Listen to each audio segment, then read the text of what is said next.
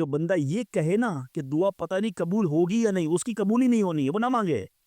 یقین چاہیے، وہ بلیف چاہیے.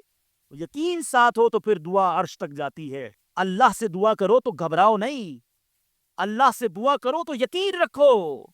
اگر واقعی دل سے دعا ہے تو رب راستے بنائے گا، وہ غیب سے مدد فرمائے گا. مجھے لگتا ہے میرا مسئلہ بڑا ہے. اور پھر میں وہی بات کروں گا کہ جس کی ماں زندہ ہے، خدا کی قسم ماں کی دعائیں لے لو، پوچھو ان سے جن کی ماں چلی گئی ہے. آج جس کی ماں نہیں نا، وہ کس سے دعائیں کروائے، وہ کس سے التجائیں کروائے. سفر پہ ہوتے تھے تو پیچھے کوئی تھا جو مصلی بچھا کر دعا کرتا تھا. ہر تھوڑے دنوں بعد پیغام آتا تھا، بیٹا کدھر پہنچے، بیٹا طبیعت کیسی ہے. ارے ماں سوچو تو صحیح، بیٹے کا کام تھا ماں سے پوچھنا کہ ماں تمہاری طبیعت کیسی ہے. ماں پوچھتی ہے بیٹا تم کیسے ہو. ہم نے راتوں کو اٹھ کر ماں کو جگایا، ماں پیٹ میں درد ہے. کبھی ماں نے ہمیں بتایا کہ میرے پیٹ میں درد ہے بیٹا. اپنی تکلیفیں سہتی رہی، اپنی تکلیفیں سہتی رہی، مگر ہمیں راحتیں پہنچاتی رہی. لے لو دعائیں، یہ دعاؤں کا سائبان ہے. نہ کرو ماں کو تنگ، نہ کرو اسے پریشان. جتنی بھی بڑی پریشانی میں ہو نا، ماں کے قدموں میں بیٹھ جاؤ کہ ماں میرے لیے دعا کر دے. تمہاری ماں نے دعا کر دی نا، یہ عرش تک جاتی. اور ایک اور بات بتا دوں، کچھ دعائیں وہ ہیں جو ہم کہتے ہیں ماں دعا کر دو، ابو دعا کر دی، یہ الگ بات ہے، وہ کرتے ہیں. اتنی خدمت کرو کہ کہنا نہ پڑے، ماں خود دعا کرے یا اللہ میرے بیٹے کی خیر کر دے. ماں والد خود دعا کرے یا اللہ میرے بیٹے کے بگڑے کام بنا دے. پھر دیکھو کیا ہوتا ہے تمہارے ساتھ. اللہ کے حبیب علیہ الصلوۃ والسلام فرماتے ہیں، جس کا مضمون ہے جب کوئی فاسق، فاجر، گناہگار شخص اللہ کی بارگاہ میں دعا کرتا ہے، اللہ فرشتوں سے فرماتا ہے اس کا کام جلدی کر دو. کیوں؟ فرماتا ہے اس کا مانگنا پسند نہیں آ رہا، اس کی آواز اچھی نہیں، جلدی کام کر دو. اور فرمایا جب اللہ کا کوئی نیک بندہ، رب کا محبوب، جب اللہ کی بارگاہ میں دعا کرتا ہے، اللہ فرشتوں سے فرماتا ہے ابھی اس کو نہ دینا، ابھی اس کا کام نہ کرنا، اس کو اور مانگنے دو، مجھے اس کا مانگنا بڑا پسند آ رہا. میں آپ سے پوچھتا ہوں خدا کی قسم، میں جو مانگوں وہ مجھے میرا رب دے دے، یہ اچھا ہے یا زندگی میں ایک دعا میں ایسی کروں کہ اللہ جبریل سے کہے کہ میرے بندے کا کام نہ کرنا، اس کو اور مانگنے دو، اے میرے فرشتوں اور مانگنے دو، مجھے اس کا مانگنا بڑا پسند آ رہا. کاش زندگی میں ایک دعا مجھے بتاؤ نا، میرا رب یہ کہہ دے کہ میرے بندے کی آواز مجھے پسند ہے، پھر تو میرا کام ہو گیا نا، میرے رب کو میں پسند آ گیا. اس سے بڑی کیا چیز ہے. مگر بدقسمتی ہے اس شخص کے لیے جو اللہ کی بارگاہ میں شکوہ کرتا ہے کہ میرا کام نہیں ہو رہا، میری دعا قبول نہیں ہو رہی. جلدی نہ مچایا کرو، اللہ پر بھروسہ رکھو. اور اب آخری بات سے اور آپ کا کلاؤڈ کلیئر ہو جائے گا. وہ لوگ جو کہتے ہیں پتہ نہیں میرے مسئلے حل کیوں نہیں ہو رہے، میں اللہ کی بارگاہ میں اتنا دعا کرتا ہوں مسئلہ حل نہیں ہوتا. سنو، اب میں آپ کو ایک لاجیکلی مثال دیتا ہوں یا عقلی مثال دیتا ہوں. آپ والد ہیں، آپ میں سے بہت سارے والد ہوں گے، کئی بڑے بھائی ہوں گے، آپ نے بچے پالے ہیں یا کئی ابھی بھی بچے والے ہیں. میں آپ سے سوال کرتا ہوں، آپ کا چھوٹا بیٹا ہو، اسمال چائلڈ، بیمار ہو جائے، گلا خراب، فلو، شدید کھانسی. اب وہ بچہ آپ سے ضد کرے کہ ابو جان میں نے آئس کریم کھانی ہے، میں نے ٹھنڈا شربت پینا ہے، کھانسی بھی ہو رہی ہے، بتائیے آپ پلائیں گے اس کو؟ جواب دیجئے. صبر منع کر رہے ہیں، نہیں پلائیں گے نا. اچھا اب وہ بچہ رونا شروع کر دے، آپ کے بالکل سامنے بیٹھے چیخے مار رہا ہے، رو رہا ہے، آپ کا ایک دوست بھی ساتھ بیٹھا ہے، وہ ابھی آیا، دیکھا بچہ رو رہا ہے آئس کریم کے لیے، باپ کہہ رہا نہیں کھلاؤں گا. اب دوست کیا کہے گا؟ یار کیسے والد ہو، بچہ رو رہا ہے کھلا دو نا آئس کریم. اس کو پتہ نہیں ساری بات. تو آپ اس کو کیا ریپلائی دیں گے؟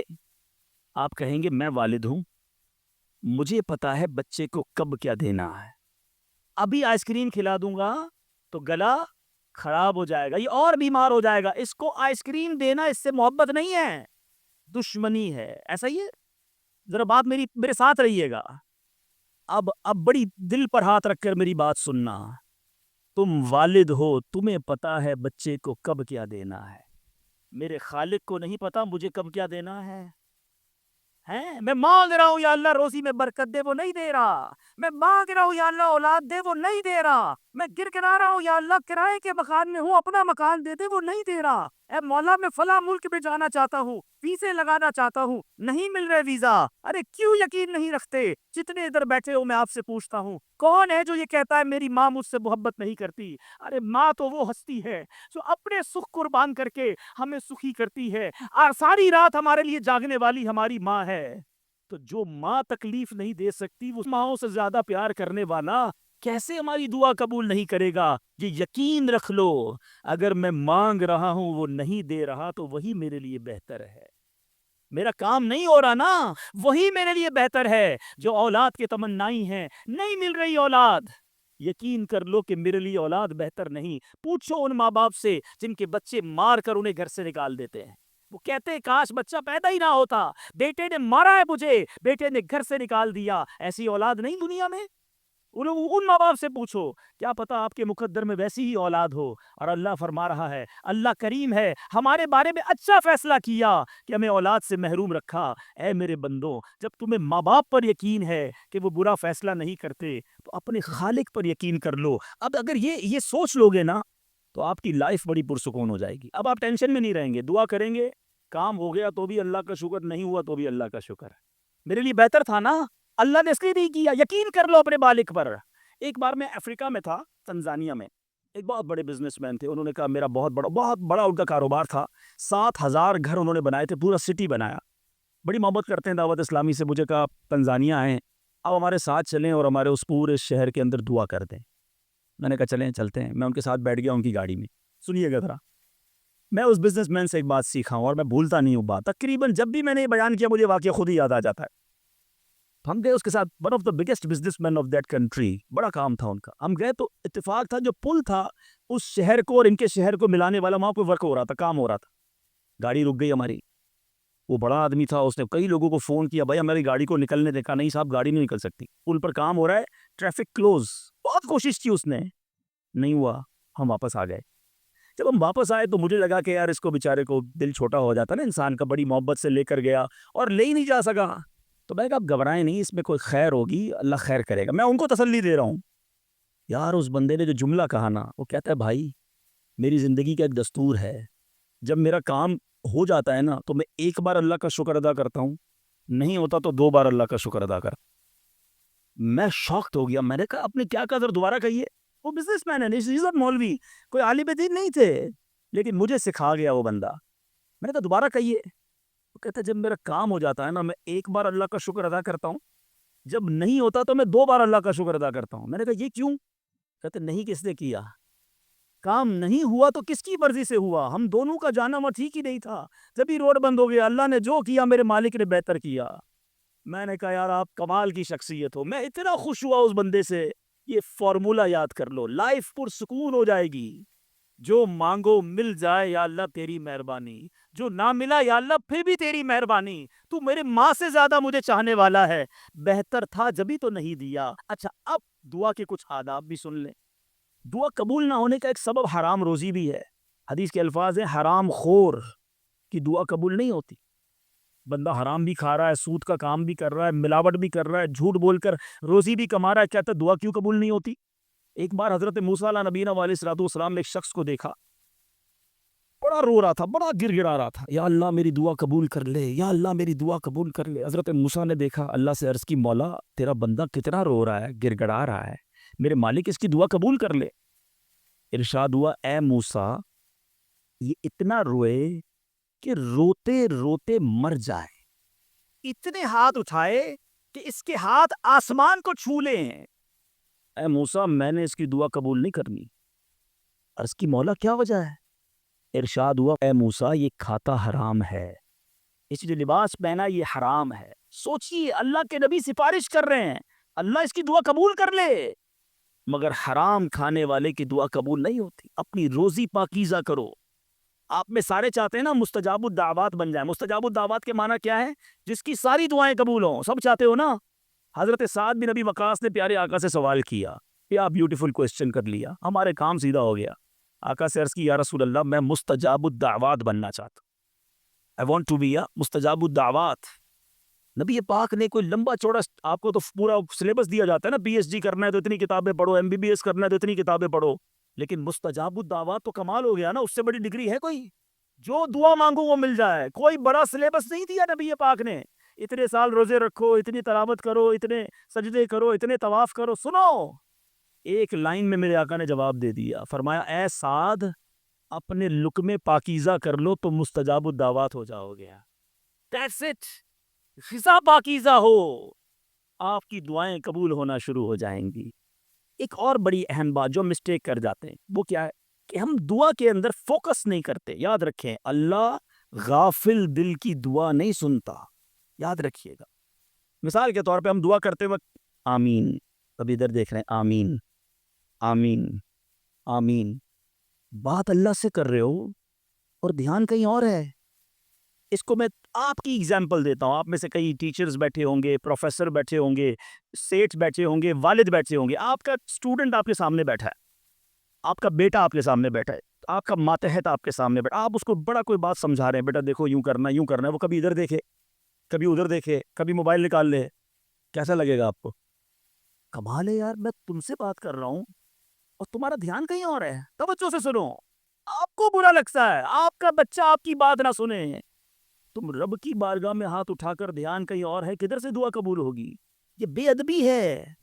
بارگاہ الہی میں حاضر ہیں تو بس فوکس، پتا چلے میں کس کے دربار میں ہوں، آنکھیں جھکی ہوں، ادب سے بندہ بیٹھے وضو کر کے، اس کا خیال مالک کے دربار کی طرف ہو کہ غلام ایک مجرم بادشاہ کے دربار میں ہاتھ اٹھائے، بھکاری بن کر حاضر ہوا. پھر دیکھیں کیسے عطا ملتی ہے.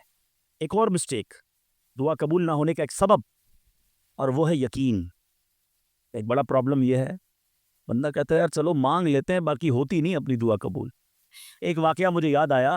ایک بار ایک گاؤں میں بارش نہیں ہو رہی تھی، بڑا زبردست قحط. گاؤں والوں نے طے کیا چلو مل کر ذرا دعا کرتے ہیں، نماز استسقاء وغیرہ پڑھتے ہیں. گاؤں کے سارے لوگ جمع ہوئے، ہزاروں کا مجمع. کئی سالوں سے اس گاؤں میں بارشیں نہیں ہوئی، پتے پتے کو، بوند بوند کو لوگ ترس رہے. قحط. ایک نوجوان، ایک ینگسٹر آیا، ہاتھ میں اس کی چھتری ہے. سارے گاؤں والے ہنسنے لگے کہ اللہ کے بندے، کئی سالوں سے ایک قطرہ پانی کا نہیں گرا، تم چھتری لے کر آئے ہو. اس نوجوان نے کمال کا جواب دیا کہ جس سے مانگنے آئے ہیں وہی تو برسانے والا ہے. اب اگر اس نے برسا دی تو کیا بھیگتے ہوئے جاؤں گا؟ اب ہوا یہی، کتاب میں لکھا سب نے دعا مانگی، نوجوان کے یقین کی برکت سے دعا کے دوران موسلا دھار بارش شروع ہو گئی. سارا گاؤں بھیگتے ہوئے گیا، نوجوان چھتری کے نیچے چلتا ہوا جا رہا ہے. یقین ہوگا تو کام ہوگا. دعا پر یقین نہیں تو اللہ پر یقین نہیں ہے تو کام کیسے ہوگا؟ یہ تو چند میں نے آداب بیان کر دیے. اب میں دو بڑی اہم باتیں کرنا چاہتا ہوں کہ دعا جو ہے نا ماں باپ کی، وہ بڑی امپورٹنٹ ہے. بعض اوقات ہم سمجھتے کہ یار کام نہیں ہو سکتا میرا، بڑا ٹپیکل ہے، میں بڑی مشکل میں پھنس گیا ہوں، میرے مسائل بہت ہیں، یہ مسئلہ حل ہو ہی نہیں سکتا، میں اتنے بڑے قرضے میں آ گیا ہوں کہ وہ قرضہ کیسے اترے گا؟ میں ساری زندگی نوکری کرتا رہوں، قرضہ تو نہیں اترنا، میری یہ بیماری ڈاکٹر کہتے ٹھیک ہی نہیں ہوگی. یہاں آ کر ہمارا کانفیڈنس شیک ہو جاتا ہے، ہم اللہ سے بھروسہ اٹھا لیتے ہیں، ہمیں لگتا ہے نہیں یار یہ پرابلم سالو نہیں ہو سکتا. آج ایک بات سیکھ کر جانا، جو پرابلم آپ کے سامنے بہت بڑا ہے نا، وہ آپ کے لیے بڑا ہے. ان اللہ علی کل شیء قدیر. میرا مالک جب چاہے جیسے چاہے حکم فرمائے اور مسئلہ حل ہو سکتا ہے. اب میں آپ کو اس کو لاجیکلی سمجھاتا ہوں. ایک آپ نے دیکھا ہوگا آپ کے گھر میں چونٹیاں چلتی ہیں، بازو کا چونٹیاں ہوتی ہیں نا. اب چونٹی جا رہی ہے، آپ اس کے سامنے سیب رکھ دے. اب چونٹی کی طرف رہ کر سوچیں، چونٹی دیکھے گی اتنی بڑی چیز سیب، چونٹی کے لیے وہ سیب پہاڑ ہے، چونٹی ہٹا سکتی ہے اس کو؟ نہیں. وہ کیا کرے گی؟ کھڑی رہے گی یا تو راستہ بدل دے گی. یار اتنی بڑی چیز سامنے آ گئی، میں تو کچھ نہیں کر سکتی. وہی سیب آپ واپس اٹھا کے جیب میں رکھ لیں، چونٹی کا راستہ کلیئر. بات سمجھ رہے میری؟ سیب چونٹی کے لیے کیا تھا؟ پہاڑ. آپ کے لیے کیا ہے؟ سیب. آپ نے اٹھایا واپس جیب میں رکھ لیا، چونٹی کے سامنے سے پہاڑ ہٹ گیا. جو پرابلم میرے اور آپ کے سامنے ہے نا، میرے لیے پہاڑ ہے، آپ کے لیے پہاڑ ہے، آپ کو لگتا ہے سالو ہی نہیں ہو سکتا. ان اللہ علی کل شیء قدیر. وہ جب چاہے جیسے چاہے، منٹوں میں، منٹ بھی زیادہ ہے، سیکنڈوں میں پرابلم سالو کرتا ہے. دل سے دعا مانگو. اب میں آپ کو ایک واقعہ سنا، ایک ڈاکٹر کا بڑا ہی زبردست واقعہ میں نے کتاب میں پڑھا. ڈاکٹر احمد اس شخص کا نام تھا. ایک کنٹری میں وہ بڑا زبردست ڈاکٹر تھا اور one of the biggest doctor of that country. حکومت نے پلان کیا کہ اس ڈاکٹر کو کنٹری کا سب سے بڑا ایوارڈ دینا ہے, سب سے بڑا انعام. ایک سیمینار مقرر کیا گیا, اس کو ایز اے اسپیشل گیسٹ مہمان خصوصی بلایا گیا. کہا دنیا بھر سے لوگ بلائیں گے, پاکستان کے یا اس ملک کے بڑے لوگ آئیں گے, آپ کو گفٹ دیا جائے گا, آپ کو ایوارڈ دیا جائے گا. ڈاکٹر صاحب بڑے خوش کہ میرے اعزاز میں اتنی بڑی تقریب. مثال دیتا ہوں, ان کی منڈے کو تقریب تھی, سنڈے کو انہوں نے فلائٹ بک کر لی کیپٹل جانے کے لیے, دارالحکومت میں جانے کے لیے. سنڈے کو جب فلائٹ ٹیک آف ہوتی ہے, بڑے خوش ہیں ڈاکٹر صاحب کے لائف ٹائم ایک ایسا ایوارڈ مجھے ملنے والا ہے جو پوری زندگی میں نہیں ملا مجھے. فلائٹ ٹیک آف ہوئی اور جہاز جو ہے وہ جیسے ہی ٹیک آف ہوا تھوڑی دیر بعد موسم خراب ہو گیا. جہاز میں بڑے ہچکولے آنے لگے, بڑی گھبراہٹ ان کو ہو گئی. ایسا لگا کہ جہاز کہیں حادثے کا شکار نہ ہو جائے. کیپٹن نے اعلان کیا کہ جہاز میں کوئی فنی خرابی ہے, موسم بھی بڑا خراب ہے, ہمیں کسی چھوٹے سے ایئرپورٹ پر جہاز اتارنا پڑے گا. اس جہاز کو ایک چھوٹے ایئرپورٹ پر خیریت سے لینڈ کروایا گیا. سب لوگوں نے سکون کا سانس لیا. ڈاکٹر صاحب پریشان تھے کہ مجھے آج کسی صورت بھی کیپٹل دارالحکومت پہنچنا ہے, کل ایوارڈ میرے لیے ہے, ساری دنیا آنی ہے اور میں نہیں پہنچ سکا. ڈاکٹر صاحب ویٹ کرتے رہے کہ اب کب اڑے گا. ایئرپورٹ کے عملے نے کہا کہ حضور آج جہاز نہیں اڑ سکتا, یہ جہاز میں ایسی خرابی ہے, ہمارا ایئرپورٹ بھی بہت چھوٹا ہے, ہمارے یہاں کوئی ٹیکنیکل اسٹاف نہیں ہے, یہ کل ہو سکے گا. ڈاکٹر صاحب کہے میں مر جاؤں گا, بہت بڑا پرابلم ہو جائے گا, مجھے کل بہت بڑا ایوارڈ ملنا ہے, مجھے کیپٹل پہنچنا ضروری ہے. کہ دیکھیں اگر آپ نے واقعی وہاں پہنچنا ہے نا تو اس کا آسان حل یہ ہے, آپ گاڑی کرائے پہ لے, جہاں جانا ہے وہ 6-7 گھنٹے کی ڈرائیو ہے, آپ رات تک پہنچ جائیں گے, آپ جہاز کا انتظار نہ کریں. ڈاکٹر صاحب کو مشورہ سمجھ آیا, رینٹ ا کار لی, گاڑی ڈرائیو کرنا شروع کی. سارے راستے میں بارش, بجلی چمک رہی ہے, اکیلا ڈرائیور گاڑی چلا رہا ہے ڈاکٹر صاحب. اچانک اس کو سمجھ ہی نہیں آئی, راستہ پہلی بار تھا, وہ کسی ان نون راستے پر چڑھ گیا, موٹر وے سے اتر کر کسی چھوٹے راستے پہ چلا گیا. چلتے چلتے چلتے بارش زبردست, بھوک زیادہ لگی. ڈاکٹر کو احساس ہو گیا کہ میں غلط راستے پر آ گیا. اب بارش بھی اتنی, بھوک سے برا حال. دیکھا ایک چھوٹا سا گھر, اس میں بلب جل رہا تھا. اس ڈاکٹر نے گاڑی وہاں پارک کی, دروازہ نوک کیا. ایک بوڑھی خاتون باہر نکلی. کہا بیٹا کون ہو؟ کہا ماں جی راستہ بھول گیا ہوں, بارش بہت ہے. کہا بیٹا اندر آ جاؤ. اس خاتون نے جو گھر میں کھانا بنا تھا ڈاکٹر کو پیش کیا. ڈاکٹر احمد کو بھوک بڑی لگی تھی, کھانا کھا لیا. اب اس بوڑھی ماں کے پیچھے ڈاکٹر نے دیکھا ایک جوان بیٹا بستر پر لیٹا ہے. کہا ماں جی یہ کون ہے؟ کہا بیٹا میرا پوتا ہے, شدید بیمار ہے.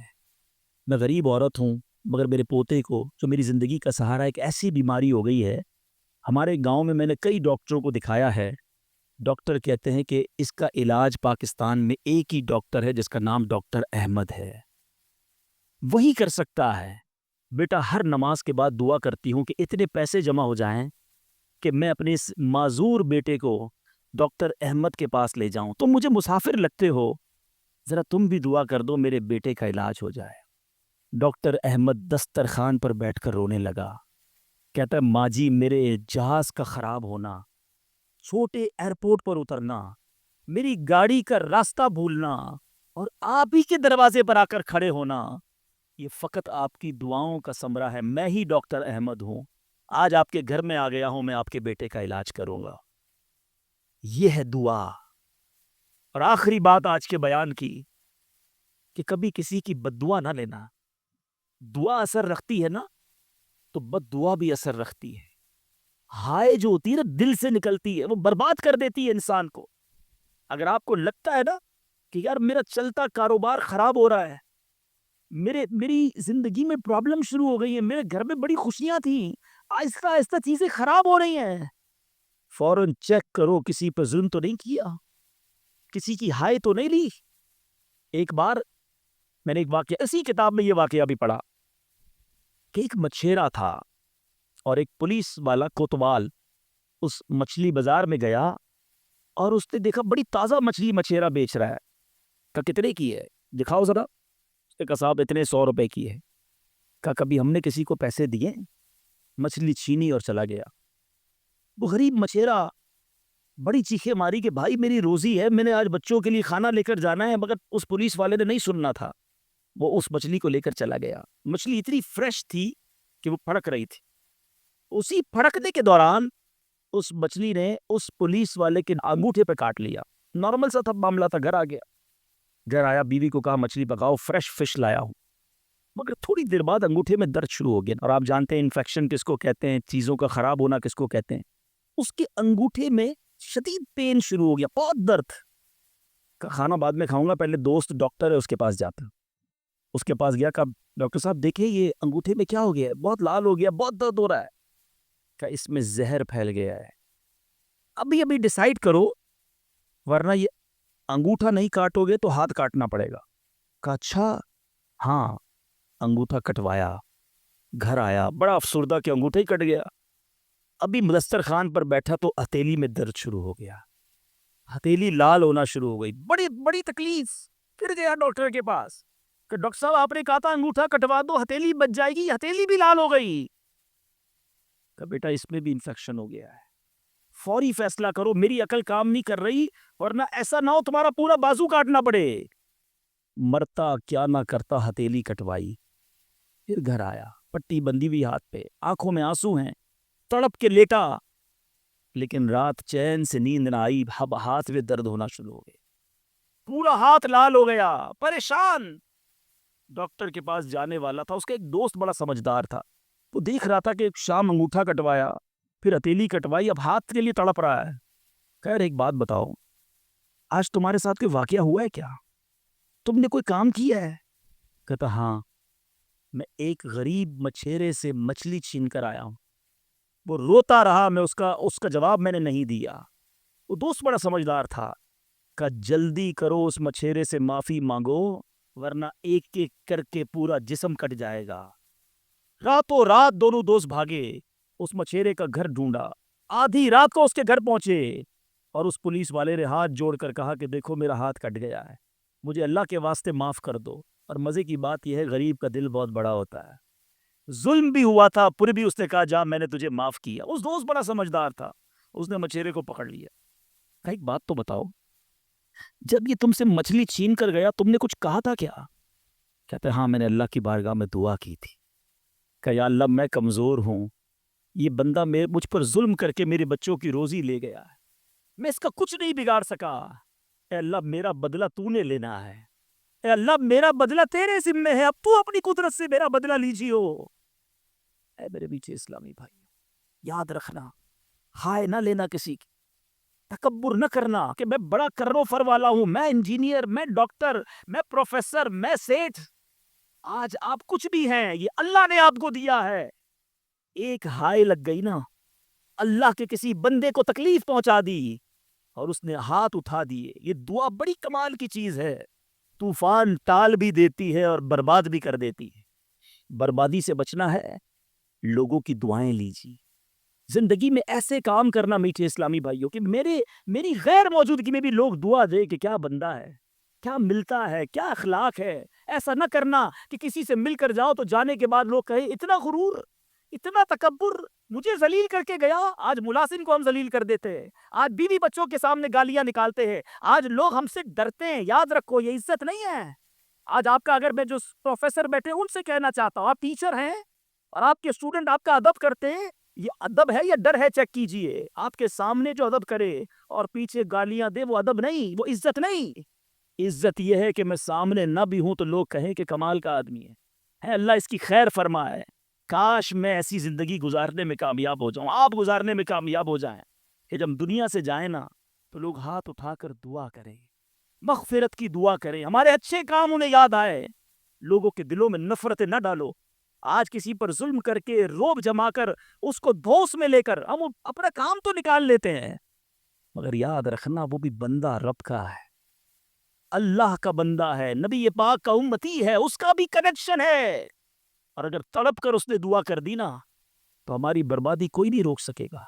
اگر میرا کوئی بھائی ایسا بیٹھا ہے نا جو دیکھ رہا ہے کہ یار کاروبار ڈاؤن ہو رہا ہے, فیملی ڈسٹرب ہو رہی ہے, صحت گڑبڑ ہو رہی ہے, کچھ چیزیں بکھرتی محسوس ہو رہی ہیں, فوراً الرٹ ہو جائیں, چیک کریں ملازمین سے ظلم تو نہیں ہو رہا, پڑوسیوں کو تکلیف تو نہیں ہو رہی, بیوی بچے تو پریشان نہیں, ماں باپ بہن بھائی رشتہ دار خالہ ماموں چاچا بہت پریشان ہیں لوگوں سے. ہم سمجھتے ہیں ہم سب ٹھیک ہے, نہیں سب ٹھیک نہیں ہے, دل توڑے ہوئے ہیں, ذلیل کیا ہوا ہے ہم نے, دنیا کو بانٹتے ہیں, اپنوں کو پریشان کیا ہوا ہے. جو شریعت سکھاتی ہے کہ سب سے زیادہ حق ہے ہمارے ماں باپ کا ہم پر، پھر ہمارے گھر والوں کا، پھر ہمارے رشتہ داروں کا. ساری دنیا خوش ہے اور رشتہ دار پریشان ہے ہم سے.